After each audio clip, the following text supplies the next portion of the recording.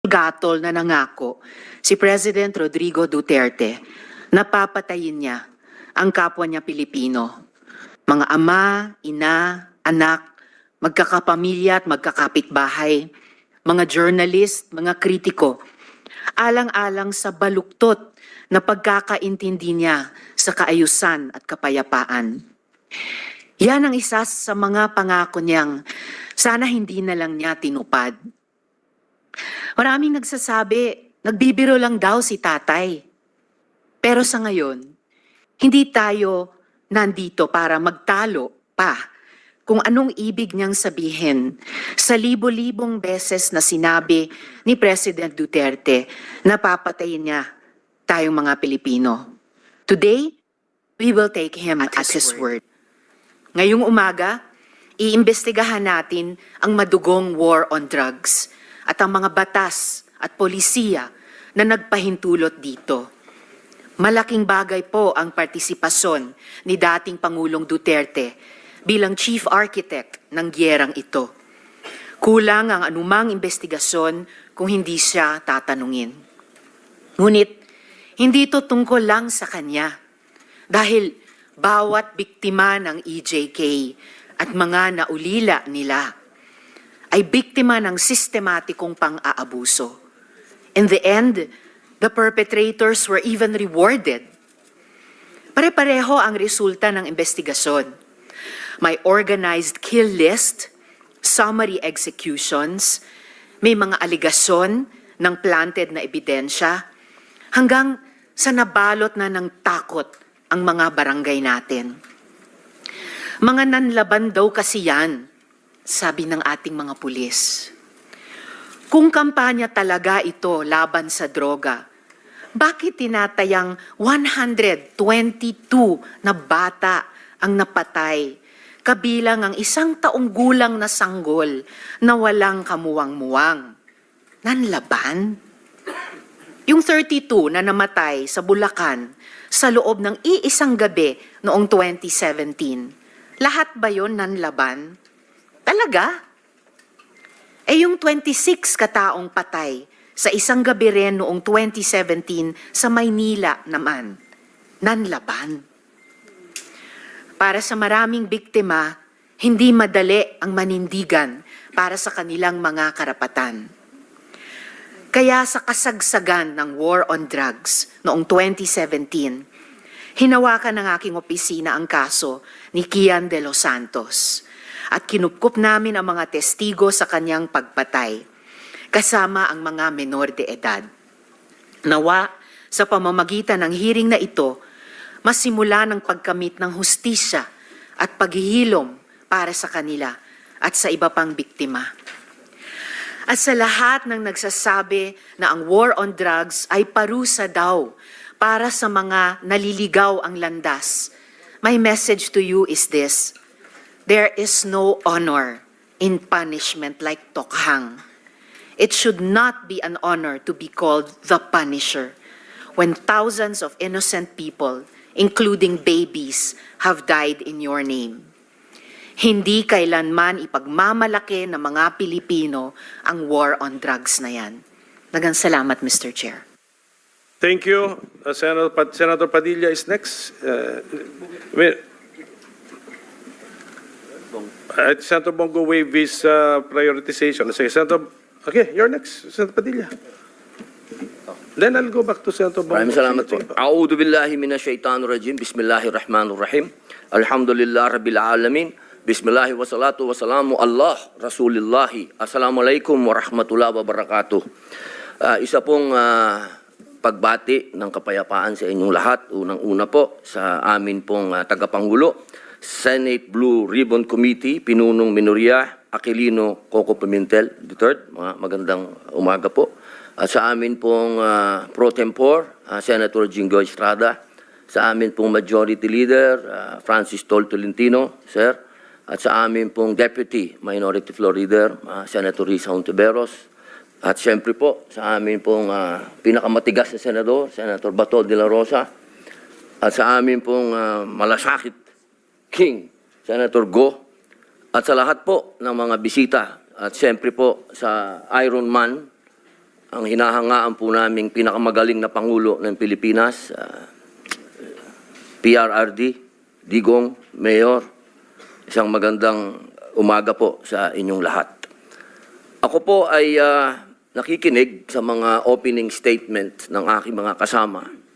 Sila po ay mga batikan na senador, mga abogado, mga kilala na po na nagbibigay ng point of view sa legal na usapin.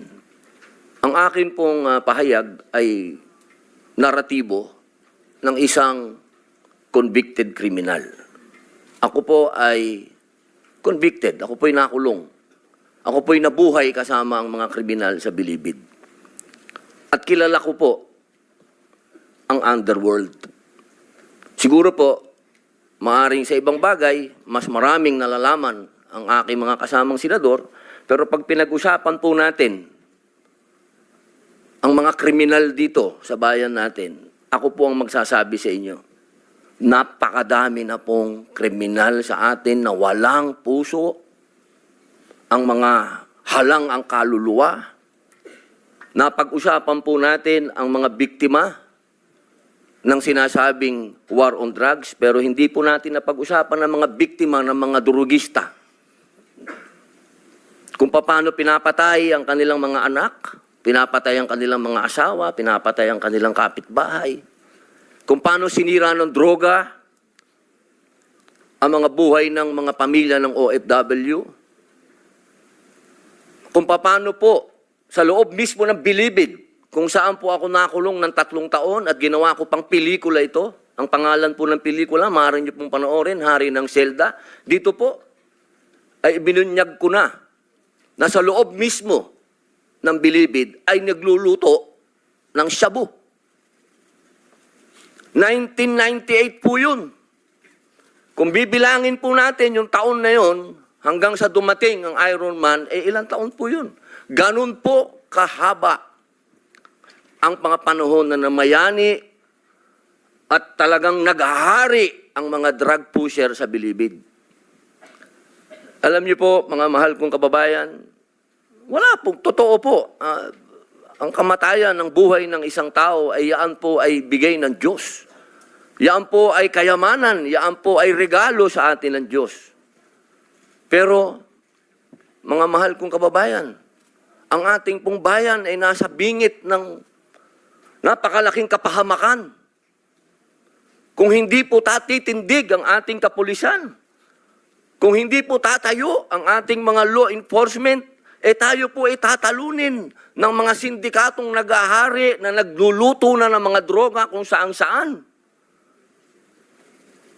Mga mahal kong kababayan, ang datos po ang magsasabi na nung sa panahon ni Pangulong Rodrigo Roa Duterte, masasabi ko na po na natakot ang mga kriminal.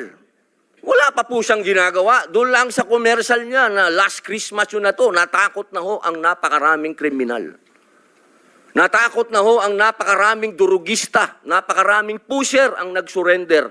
Wala pong nangyayari. Sa salita lang po yun.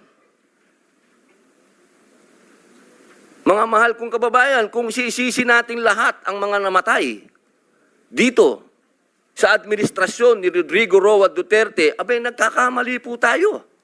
Alamin po natin kung ano ang drug underworld, kung ano ang mga drug syndicates. Ako na po ang nagsasabi sa inyo, regular na po ito tuwing magpapalit ang administrasyon, naglilinis ang mga sindikato. Magkakaroon talaga ng maraming mamamatay dahil naglilinis para pagpasok ng bagong administrasyon, yung kanilang mga alagang, mga kriminal, mga alagang, mga pusher, mga tapos na. Sana po, sa usapin na ito, maging realistic po tayo, mga mahal kong kababayan. Kung kailan ba natin na ibalik sa mga kababayan natin ang kalsada. Nung panahon na yon, nagiinuman sa tabi, nakahubad, Ang mga babae, hindi makapaglakad. Hindi ka makapaglakad ng may cellphone ka. Aagawin ng cellphone mo, loob ng bahay mo, papasukin ka. Mga kababayan naman, huwag naman nating haluan ng politika ito. May mga bagay dito sa mundo na kailangan maging realidad tayo. Buong mundo, problema ang droga. Kung walang tatayo para lumaban dito, paano na ang kinabukasan ng mga anak natin? Paano na ang kinabukasan ng bayan natin? Kaya sana po ang inihiling ko sa lahat dito sa pagdinig nito, iwasan ng politika at tingnan po natin kung saan talaga tayo tutungo ang bayan natin. Mga kababayan, lubog na po tayo sa utang, lubog pa tayo sa tubig, pati ba naman sa ganito, lubog pa rin tayo. Yun lamang po, maraming salamat po.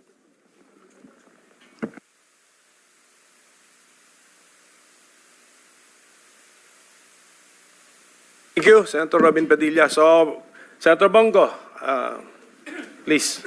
Salamat, Mr. Chair.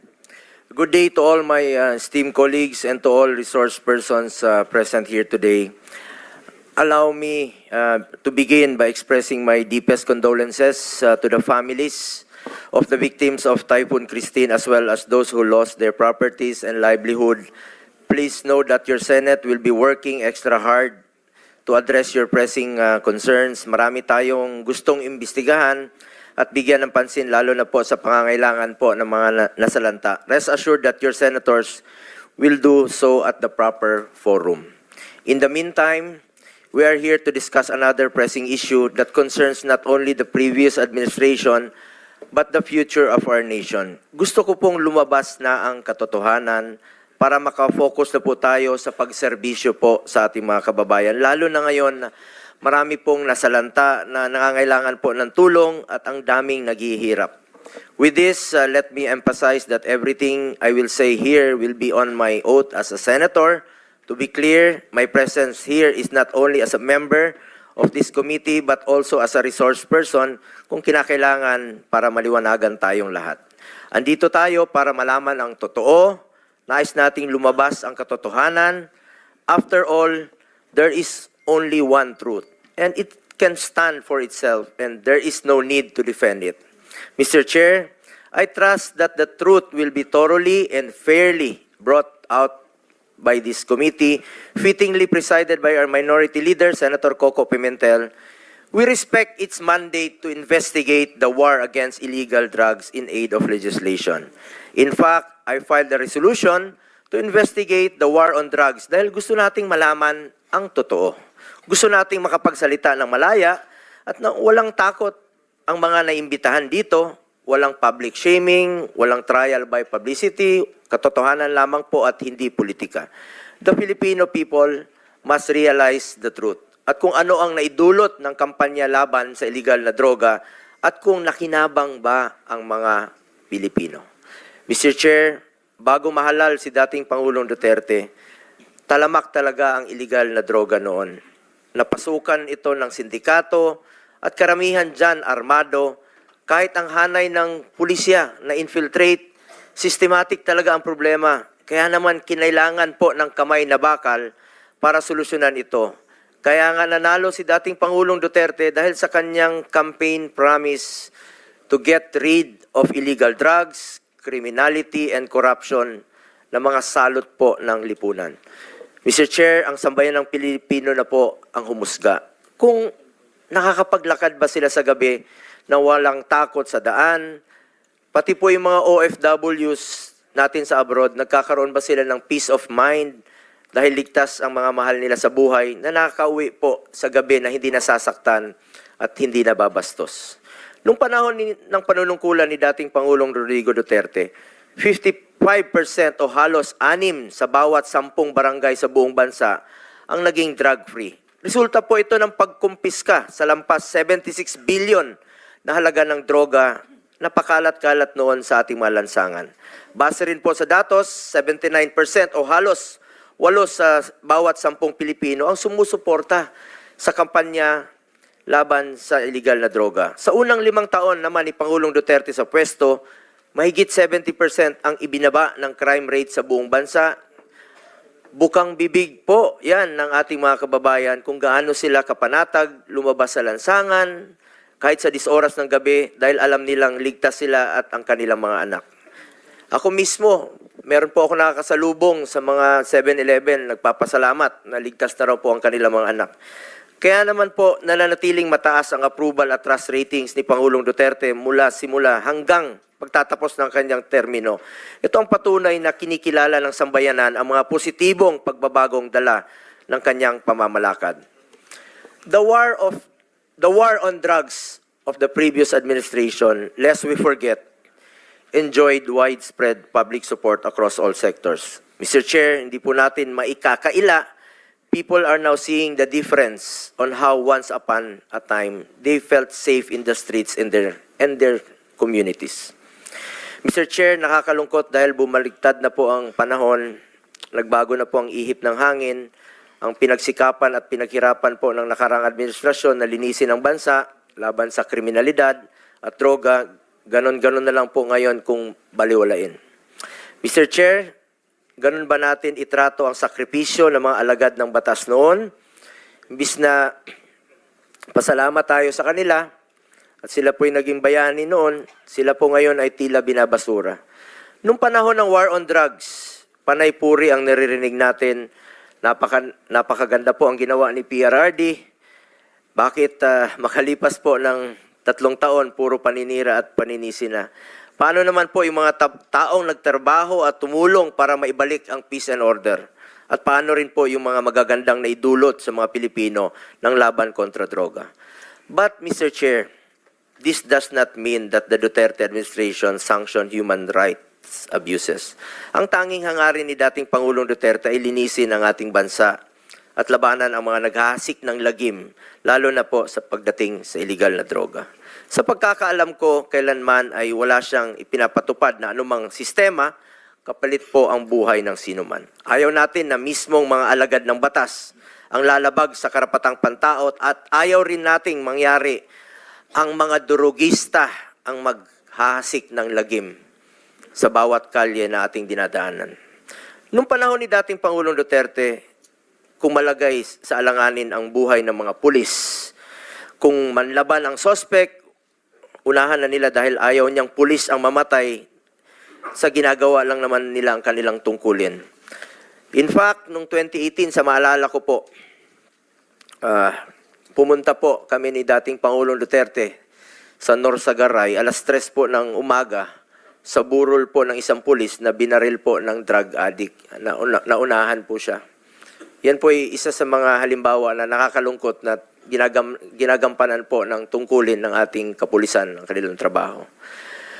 Maliban sa paggawa ng batas, kailangan talaga ay taasan ang budget ng mga pulis para wala silang rason na hindi nila magampanan ang trabaho nila. Di ba, maalala nyo po, noong 2018, inuna nating idoble ang sahod ng pulis sa entry position nila, kasama na po dyan ang mga uniform personnel.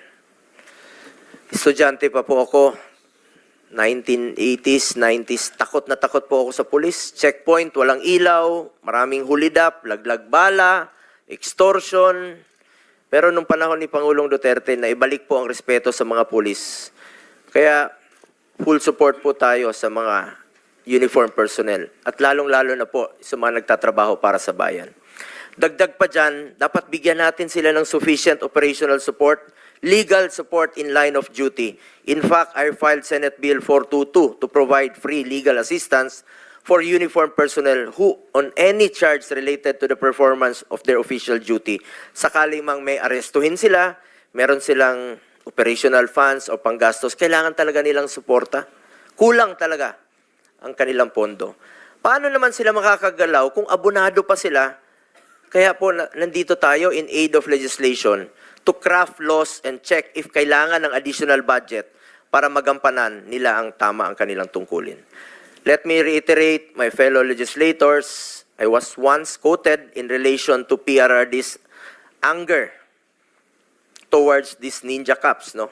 Dahil full support nga po siya sa mga pulis, tapos meron pang mga ninja cops. Nag-imbestiga tayo dito mismo sa Senado. natanong ako tungkol dito at sinabi ko, oo, galit talaga siya sa mga ninja cops. At dahil dito, tinakot niya talaga para ma-intimidate sila, para matakot po sila. Iba po ang pananakot para ma-intimidate at iba naman po ang usapan, ang reward. Ang alam ko, walang reward system na ipinapatupad si former President Duterte laban sa sinumang sibilyan, mapa-drug lord man o karaniwang tao na sangkot sa illegal na droga.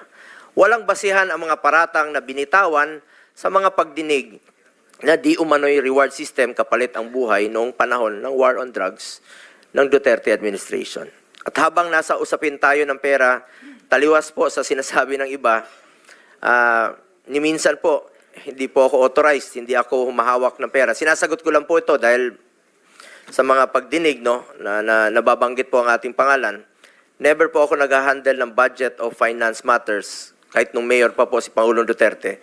Taliwas din po sa sinasabi ng iba. And in fact, maraming nadadamay. Si Muking, who is not employed in the Senate, was personnel in the office of the President noon. At tulad ko, scheduling, administrative work, mga clerical work, I'm sure lahat kayo nagpapa-appointment po sa amin through Muking. Noong unang panahon, sobrang busy po yon. Marami pong opisyal na lumalapit sa amin.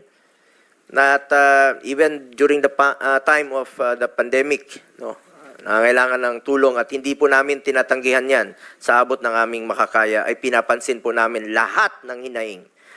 Nais ko rin klaruhin ang naging trabaho o role ko po sa administrasyon ni dating Pangulong Duterte. I was appointed and faithfully served as Special Assistant to the President or SAP from 2016 to 2018 as per Section 2 of Executive Order 2016-01 as SAP. I exercise mere oversight functions of 3 independent and cross-functional offices of which are OSAP, Office of the Appointment Secretary, and Presidential Management Staff.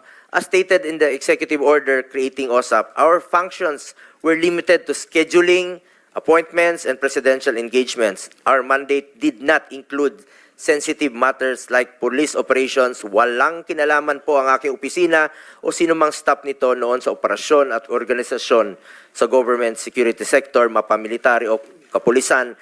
Whether directly or indirectly, we had no participation in these operations.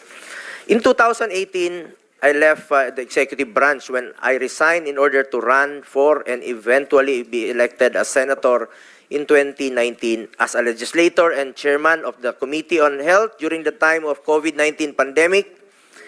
I supported and coordinated closely with the executive branch to be able to formulate policies and legislation that would improve our response to the pandemic. We passed Republic Act 11469 or the Bayanihan to Heal as one law, Republic Act 11494 or the Bayanihan to Recover as one law, and Republic Act 11712 or the Public Health Emergency Benefits and Allowances for Healthcare Workers Act, among others. Beyond my mandate as a senator, nangako po ako kay Pangulong Duterte na hindi ko po siya iwanan at lalay pa rin po ako sa kanya sa pangangailangan niya po in my own personal capacity. Kaya naman po, sinasamahan ko siya at kadalasan po ay sa personal ko po itong kapasidad. At lalong-lalo na po sa kanyang mga pangangailangan medikal, lalo na po na tumatanda na siya, kakaedad na po si Pangulong Duterte at pangako ko sa kanya noon at hanggang ngayon ay hindi ko po siya pababayaan. I am one of the most accommodating persons. Alam niyo po yan. Bukas po ang aking opisina, kahit alas 12 ng gabi, pwede kayong tumawag sa akin.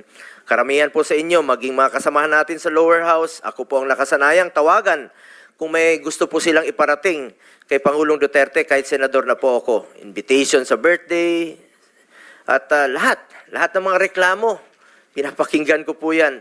Siyempre, hindi ko naman alam ang lahat ng sagot sa mga reklamo. Kahit si former President Duterte, hindi niya rin po lahat alam sa lahat sa dami po ng kanyang ginagawa.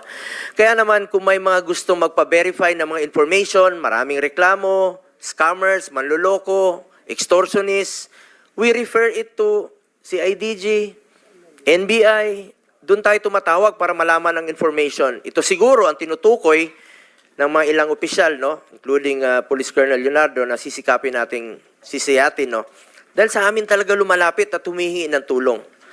Kahit nung nasa Office of the President pa ako, kapag may concerns or reports that are confidential in nature, pinapasa ko po yan sa kinauukulang ahensya. All reports na directed kay President Duterte, siya lang po ang pwedeng magbasa, classified information, or documents ang tawag dyan. Ngayon, nandito po tayo para malaman kung may naging pang-aabuso ba sa hanay ng kapulisan at nagamit ba ito sa pansariling interests. With this information, we can then craft the necessary legislation to better serve our countrymen. As Chairman of the Committee on Health and Demography and Vice Chairperson of the Committee on Public Order and Dangerous Drugs, we want to find ways to improve our continuing fight against illegal drugs through the creation of meaningful policies. As we know, the drug menace is also a health issue. Drug dependents should be treated as victims in dire need of medical, psychological, and spiritual help, with a chance of being successfully reintegrated into society as healthy and productive citizens. Para itong sakit sa lipunan na ayaw nating kumalat. Kagaya ng kahit anumang sakit, importante po dito ang prevention at early detection. Maghanap po tayo ng paraan para hindi lumala at hindi malulong ang ating mga kababayan dito. Tulungan nating gumaling at magbagong buhay ang mga nalulong sa droga. The past administration had shown equal concern for the rehabilitation and reintegration of drug dependents by directing executive branch of the government to support the establishment of drug abuse treatment and rehabilitation centers. Meron pong mga rehabilitation centers na ipinatayo, umpisa pa lang po ng administrasyon ni dating Pangulong Duterte. Kasama na po dyan ang sa Bukidnon, malaking tulong po si Senator Mig Zubiri dyan, Nueva Ecija, and Las Piñas. Kaya lang po, sa kalagitnaan, hindi na po nagamit itong mga rehabilitation centers sa Nueva Ecija. Kalahati lang po ang na-occupy. Ang war on drugs ay dapat whole of government, whole of nation approach, kaya may rehabilitation at reintegration. In fact, former President Duterte issued Executive Order Number 4 creating an interagency task force for the establishment and support of drug abuse treatment and rehabilitation centers. We saw the biggest voluntary surrender of more than 1 million drug users and personalities, which is a feat that has never been seen in the country's history. Ang dami pong sumurrender nun kay then Chief PNP. 1.6 million po ang sumurrender. First 6 months po ito. Kulang na kulang nga po yung mga lugar, no, kung saan sila magsusurrender. Nagkulang po ang mga preso dahil sa dami po ng nagsurrender. Nagsurrender po sila dahil sa paniniwala nila na seryoso po ang war against drugs ni Pangulong Duterte. Bilang mambabatas, trabaho natin na suriin ang mga pulisiya laban sa droga noon at ngayon at makagawa ng mga bagong batas na kinakailangan upang maisulong ang drug abuse prevention, mapagtibay ang law enforcement, masagip ang mga nabibiktima upang magbagong buhay at mapalakas ang rehabilitation efforts. Bigyan po natin sila ng pagkakataon na magbagong buhay po. For my part, as early as 2019, I already filed a bill, Senate Bill 428, which would establish drug abuse treatment and rehabilitation centers in every province. I also filed Senate Bill 2115 to have vocational and livelihood programs for rehabilitated drug dependents. Bilang chairman po ng Committee on Health, Sports, and Youth, naniniwala po ko na isang health concern po na maaring matugunan sa pamamagitan ng maayos na rehabilitation at maging sa pag-promote sa sports. Hanggang ngayon po, sa kakaikot ko po sa buong Pilipinas, isa rin po ako sa author at co-sponsor ng National Academy of Sports. Iniinganyo ko talaga mga kabataan to get into sports, stay away from drugs, to keep us healthy and fit. This approach is also in line with the thrust of this administration that attention must be also directed towards the rehabilitation and recovery of victims. Apart from the accessibility of facilities, ito po'y napaka-importante. Sana po'y magtulungan tayo dito. We also have to look into the process to be admitted to these centers. Currently, a commitment order from the court is required to be admitted to rehab centers. Marami pong mga drug user ang gustong magpa-rehab, pero napakahaba po ng proseso. Kaya kadalasan, naisip nila na wag na lang magpa-rehab. Ang resulta, try to heal to heal on their own. Walang intervention, bahala na. Kailangan nating ayusin ito dahil time is of the essence sa mga gustong magbagong buhay. We also have to look into mandatory counseling for victims and empower DSWD to help victims of this societal ill. As chairman of the Senate Committee on Youth, I also suggest crafting laws that would include in the school curriculum the knowledge and information necessary to prevent vices such as illegal drugs.